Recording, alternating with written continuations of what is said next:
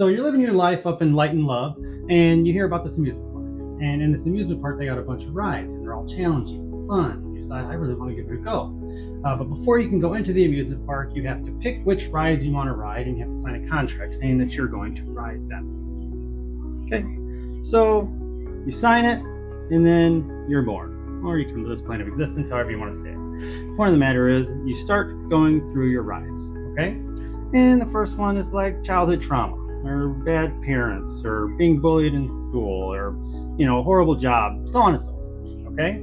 And this first one was the Ferris wheel, and you realize it was really high and cold.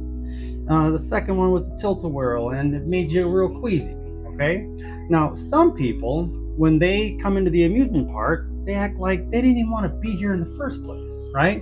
They complain about the ride, the food is good, and people live their lives like this, right? All they can do is complain and nothing's good enough. Other people, when they ride these rides, they realize, it was really high and cold, but next time that I ride this ride, I'm going to bring a jacket, and I'm going to be ready for the heights.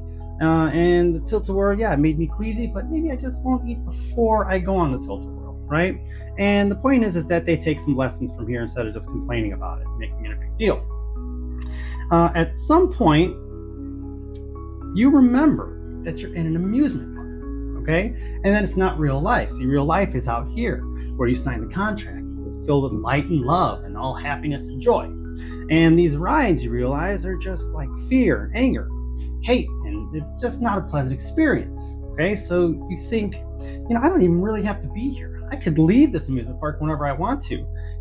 It's not really any point for me to continue on. I mean, you might even think I want to just leave right now.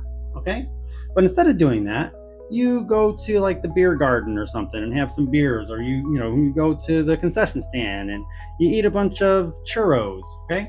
But the point is, and this is kind of like doing your research or just like kind of living your life going through the motions until you have realization that, when I did that Ferris wheel, it was cold, but I learned something from it.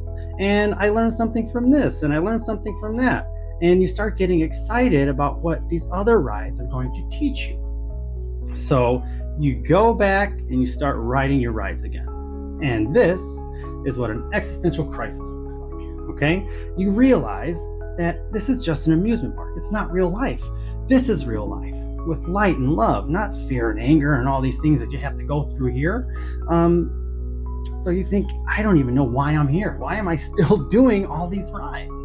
And then you realize that you did it so that you can learn about your soul and you continue on. Okay, thank you. And I love you.